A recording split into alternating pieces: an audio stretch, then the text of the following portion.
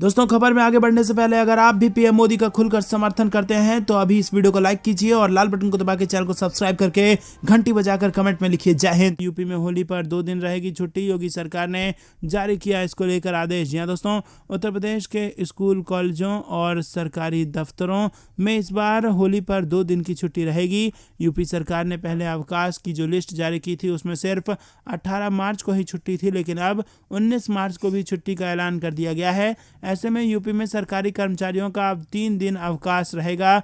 18 को शुक्रवार, 19 को शनिवार और फिर अगले दिन 20 मार्च को रविवार की छुट्टी है। दोस्तों, प्रमुख सचिव सामान्य प्रशासन जितेंद्र कुमार ने बुधवार को 2 दिन अवकाश की अधिसूचना जारी की है और इस अधिसूचना के मुताबिक राज्य में 18 मार्च और 19 मार्च को 2 दिवसीय होली की छुट्टी रहेगी। बता दें कि यूपी में इस बार 18 और 19 मार्च को होली मनाई जा रही है। लखनऊ, कानपुर जैसे जिलों में लोग 18 को तो गोरखपुर समेत पूर्वांचल के कुछ हिस्सों में 19 मार्च को होली खेलने की तैयारी की जा रही है। ऐसे में यूपी सरकार के इस आदेश से लोगों को काफी खुशी हुई है। दोस्तों, रुक करते हैं अगली बड़ी खबर की तरफ। 200 से ज्यादा वीवीआईपी गेस्ट, सोनिया अखिलेश को भी न्योता, योगी के शपथ ग्रहण की क्या है तैयारियां। आपको बता दें दोस्तों कि यूपी में प्रचंड जीत के बाद अब योगी आदित्यनाथ एक बार फिर सीएम पद की शपथ लेने जा रहे हैं। वो होली के बाद 21 मार्च को शपथ ले सकते हैं और इस शपथ समारोह को भव्य बनाने की पूरी तैयारी कर ली गई है। लखनऊ के अटल बिहारी वाजपेयी इकाना क्रिकेट स्टेडियम में ये समारोह रखा जाएगा। बताया जा रहा है कि इस शपथ समारोह में 45,000 लोग शामिल हो सकते हैं। 200 से ज्यादा वीवीआईपी की एक लिस्ट भी तैयार कर ली गई है। खबर है कि योगी के शपथ समारोह में विपक्ष के नेताओं को भी निमंत्रण दिया जाएगा। सोनिया गांधी, प्रियंका गांधी, राहुल गांधी, मुलायम सिंह यादव, अखिलेश यादव, मायावती समेत विपक्ष के कई नेताओं को भेजा जाएगा निमंत्रण और इस सब के अलावा उन प्रदेश भर के लाभार्थियों को भी शामिल किया जाएगा जिन्हें केंद्र और राज्य सरकार की नीतियों से फायदा पहुंचा है। दोस्तों, रुक करते हैं अगली बड़ी खबर की तरफ। यूपी में 15 करोड़ लोगों को लोकसभा चुनाव तक मुफ्त राशन बांटने की तैयारी योगी सरकार बना रही है। इसको लेकर योजना। जी हां दोस्तों, उत्तर प्रदेश के विधानसभा चुनाव में जीत से गदगद भाजपा राज्य के 15 करोड़ गरीबों को बड़ी खुशखबरी देने की तैयारी में है। अब खबर है कि नई बीजेपी सरकार अपनी मुफ्त राशन वितरण योजना को वर्ष 2024 के लोकसभा चुनाव तक विस्तार देने की तैयारी कर रही है। खाद्य व रसद विभाग ने शासन को इस संबंध में अपना प्रस्ताव भेज दिया है और जल्द ही इस पर अंतिम निर्णय भी ले लिया जाएगा। यूपी में कोरोना काल के दौरान गरीबों को मुफ्त राशन देने की योजना शुरू से की गई थी, जिसे नवंबर 2021 तक जारी रखना था। हालांकि विधानसभा चुनाव और कोरोना महामारी के कारण लोगों की आमदनी पर पड़े प्रभाव को देखते हुए योगी सरकार ने मार्च 2022 के अंत तक इस योजना को जारी रखने का ऐलान किया था और इस योजना के तहत यूपी सरकार ने अंत्योदय कार्ड धारकों को 35 किलो अनाज और पात्र गृहस्थी कार्ड धारकों को प्रति यूनिट 3 किलो गेहूं व 2 किलो चावल दिया जाता है और इसके अलावा 1 लीटर तेल, 1 किलो चना और नमक भी मुफ्त दिया जाता है। दोस्तों, रुक करते हैं अगली बड़ी खबर की तरफ। कोरोना की चौथी लहर की आशंका गहराई, स्वास्थ्य मंत्री ने बुलाई आपात बैठक। जी हां दोस्तों, कोरोना को लेकर एक बार देश में चिंता के बादल मंडराने लगे हैं फिर से और दक्षिण पूर्व एशिया के कई हिस्सों में कोविड-19 के मामले तेजी से बढ़े हैं।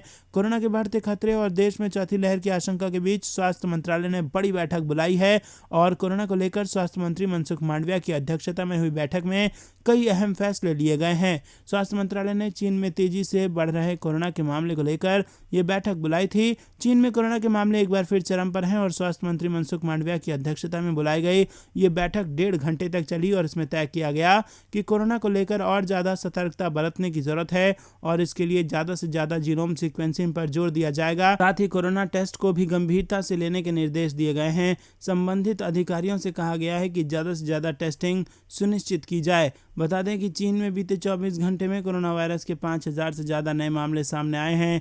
चीन में कोरोना संक्रमण के ज़्यादातर मामले ओमिक्रॉन वेरिएंट के सब वेरिएंट स्टेल्थ के हैं और कोरोना के बढ़ते मामले को लेकर चीन ने कई शहरों में लॉकडाउन लगा दिया है।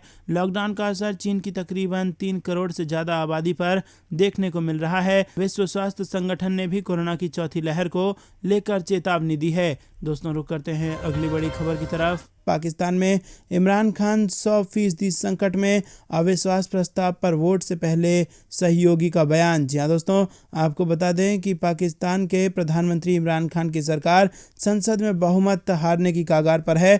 पाकिस्तान सरकार का समर्थन कर रही एक पार्टी के वरिष्ठ नेता ने बताया कि पाकिस्तान की इमरान सरकार के 3 प्रमुख सहयोगी कैबिनेट छोड़ने वाले हैं। वहीं आपको बता दें कि ब्लूमबर्ग की खबर के अनुसार पाकिस्तान में इस महीने के आखिर में अविश्वास प्रस्ताव पर वोटिंग होनी है। अगर 3 मंत्री इमरान सरकार के मंत्रिमंडल से इस्तीफा दे देते हैं तो इससे विपक्षियों के वोट की संख्या बढ़ जाएगी। मंगलवार शाम टीवी को दिए गए इंटरव्यू में चौधरी परवेज इलाही, जिनकी पाकिस्तान मुस्लिम लीग कुवैत पार्टी है, उन्होंने ये कहा है। दोस्तों, चौधरी परवेज इलाही सरकार में शामिल हैं और पाकिस्तान की संसद के निचले सदन में उनकी पार्टी के 5 सदस्य भी हैं। तो दोस्तों, क्या गिर जाएगी इमरान खान की सरकार? क्या कुछ होगा आपको बताएंगे। रुक करते हैं अगली बड़ी खबर की तरफ। कई बार कराई फजीहत और फिर मुस्लिम देशों की मीटिंग में कश्मीर मुद्दा उठाने की तैयारी में है पाकिस्तान। जहां दोस्तों, पाकिस्तान की राजधानी इस्लामाबाद में 22 और 23 मार्च को मुस्लिम मुल्कों के संगठन ऑर्गेनाइजेशन ऑफ इस्लामिक कंट्रीज की एक मीटिंग का आयोजन है और इस बैठक में 48 मुस्लिम देशों के विदेश मंत्री हिस्सा ले सकते हैं। बीते कई सालों में ऐसी मीटिंग्स में कश्मीर का मुद्दा उठाने वाले पाकिस्तान ने एक बार फिर से ऐसी ही तैयारी कर रखी है। हालांकि कई बार उसे इस्लामिक देशों की मीटिंग में जलील होना पड़ा है। दरअसल पाकिस्तान ने ज़रूर कई बार इस मुद्दे को उठाया, लेकिन सऊदी अरब, संयुक्त अरब अमीरात समेत कई देशों ने इस पर कोई प्रतिक्रिया तक नहीं दी और इस पर इमरान खान ये शिकायत भी कर चुके हैं कि इस्लामिक देश कश्मीर मुद्दे पर पाकिस्तान का साथ नहीं दे रहे हैं। दोस्तों, रुक करते हैं अगली बड़ी खबर की तरफ। अमेरिका का दोमुहा रवैया, रूस से तेल खरीदने पर भारत को धमकी, जर्मनी पर साधी चुप्पी। जी हाँ दोस्तों, यूक्रेन जंग के बीच रूस से सस्ता तेल खरीदने पर अमेरिका और भारत के संबंधों में तनाव बढ़ता दिख रहा है। अमेरिका ने कहा कि रूस से सस्ता तेल खरीदकर भारत अमेरिकी प्रतिबंधों का उल्लंघन नहीं करेगा। साथ ही अमेरिका ने चेतावनी भी दी कि भारत का ये कदम दुनिया के सबसे बड़े लोकतंत्र को इतिहास के गलत पक्ष की ओर डाल देगा। अमेरिका का ये बयान ऐसे समय पर आया है जब दुनिया में तेल के दाम आसमान छू रहे हैं और जर्मनी समेत कई यूरोपीय देश अभी भी रूस से तेल और गैस खरीद रहे हैं। दोस्तों, इससे पहले ऐसी खबरें आई थी कि भारत रूस से सस्ता तेल और अन्य सामान डिस्काउंट पर खरीदने पर विचार कर रहा है, और वो भी तब जब अमेरिका ने रूस से सारे ऊर्जा आयात रोक दिए हैं। अमेरिकी राष्ट्रपति कार्यालय व्हाइट हाउस की प्रवक्ता जैन पसाकी ने कहा कि जो बाइडेन प्रशासन का दुनिया के देशों को संदेश है कि वो अमेरिकी प्रतिबंधों का पालन करें। दोस्तों, रुक करते हैं अगली बड़ी खबर की तरफ। गलवान झड़प के बाद पहली बार भारत दौरे पर आ सकते हैं चीन के विदेश मंत्री, क्या लद्दाख पर बनेगी बात? जी हाँ दोस्तों, आपको बता दें कि भारत और चीन के बीच 5 मई 2020 को पूर्वी लद्दाख में पेंगोंग झील इलाके में हिंसक झड़प के बाद तनाव बना हुआ था, लेकिन सैन्य स्तर की वार्ता के कारण धीरे धीरे दोनों देशों के रिश्ते एक बार फिर से सामान्य होने लगे हैं। और इसी बीच खबर है कि चीन के विदेश मंत्री वांग यी इस महीने के आखिर में भारत आ सकते हैं। लद्दाख में LAC पर हुई गलवान घाटी की झड़प के करीब 2 साल बाद ये किसी वरिष्ठ चीनी नेता की पहली बार भारत यात्रा होगी और भारत से पहले वांग यी नेपाल की यात्रा करेंगे। भारत और चीन के बीच 5 मई 2020 को पूर्वी लद्दाख में पेंगोंग झील इलाके में हिंसक झड़प के बाद तनाव बना था, जो 1 जून 2020 को गलवान घाटी की झड़प के बाद काफ़ी बढ़ गया था।